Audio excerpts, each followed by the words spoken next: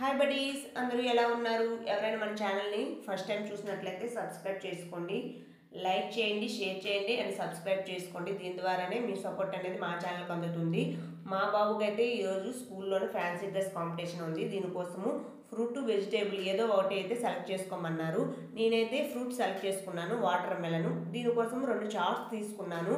2 use చేయాలని లేదు, దీనికోసం గ్రీన్ కలర్ను వైట్ చార్ట్ తీసుకున్నాను. గ్రీన్ కలర్ అనేది చాలా లైట్ థిక్ పల్చగా ఉంది, వైట్ కలర్ కొద్ది థిక్గా అయితే ఉంది. ఇందులోనే ఏది బెటర్ అనిపిస్తే అది సెలెక్ట్ చేసుకుంటున్నాను నేనైతే. దీనికోసం కావాల్సినవి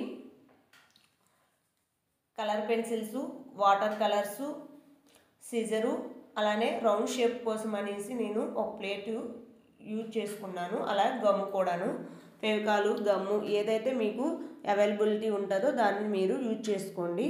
ఫస్ట్ చార్ట్ని తీసుకొని దాని మీద ప్లేట్ని ఇలా పెట్టుకొని బ్లాక్ కలర్ స్కెచ్ యూజ్ చేసుకొని రౌండ్ షేప్ అనేది డ్రా చేస్తున్నాను. నేనైతే ఇలా మళ్ళీ వేరేగా కలర్ అనేది వేయకుండా డైరెక్ట్గా గ్రీన్ చార్ట్ అయితే తీసుకున్నాను.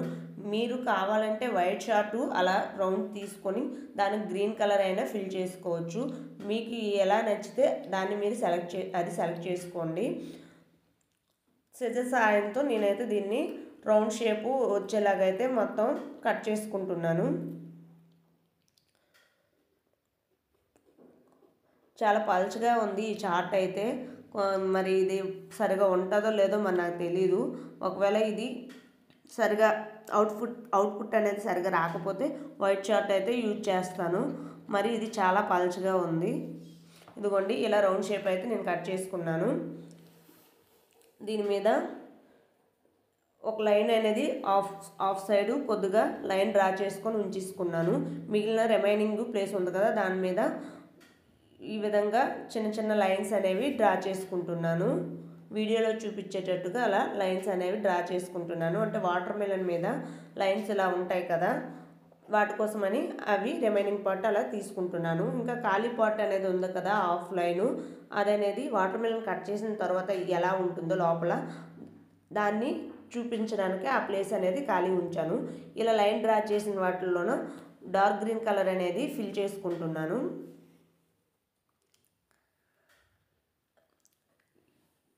మేము చదువుకున్నప్పుడు ఇలాంటి కాంపిటీషన్స్ ఏవి ఉండేవి కాదు. ఇప్పుడు మా పిల్లల ద్వారా మాకైతే ఇది చేయాల్సి వస్తుంది. మిగిలిన రిమైనింగ్ పార్ట్ ఉంది కదా, దానికి బార్డర్లోన లైట్గా వైట్ కలరు ఫిల్ చేసుకుంటున్నాను. అంటే వాటర్ మెలన్ కట్ చేసిన తర్వాత అవుట్పుట్ అనేది ఎలా ఉంటుంది, ఫైనల్ లుక్ అనేది దానికోసం అనేసి అది ఆ పార్ట్ అనేది ఫిల్ చేస్తున్నాను. మిగిలిన పార్ట్ అంతాను రెడ్ కలరు ఫిల్ చేసుకుంటున్నాను. ఇదిగోండి, ఈ విధంగా మిగిలినంతా బయట నుండి వాటర్ మెలన్ ఎలా ఉంటుందో ఒక సైడు, ఇంకో సైడ్ అనేది కట్ చేసిన తర్వాత లోపల ఎలా ఉంటుందో అనేది చూపిస్తున్నాను. దాని లోపల seeds black colour sketch use చేసుకొని సీడ్స్ కూడా వేసుకున్నాను. మనం ఆల్రెడీ కట్ చేసాం కదా రౌండ్ షేప్, అయిపోయిన తర్వాత చార్టు పడేయకండి. దీన్ని బయట నుండి ఇంకొక రౌండ్ షేప్ కట్ చేసుకొని ఈ విధంగా నెక్కి వేసుకునే విధంగా దాన్ని సెట్ చేసుకుంటున్నాను. ఇలా కట్ చేసి దానికి ఫెవికాల్ అంటించి దాన్ని అంటించుకుంటున్నాను. ఇలా వస్తుంది. ఇది మెడలో వేసుకునేటట్టుగా ఈ ఫ్రూట్ అనేది.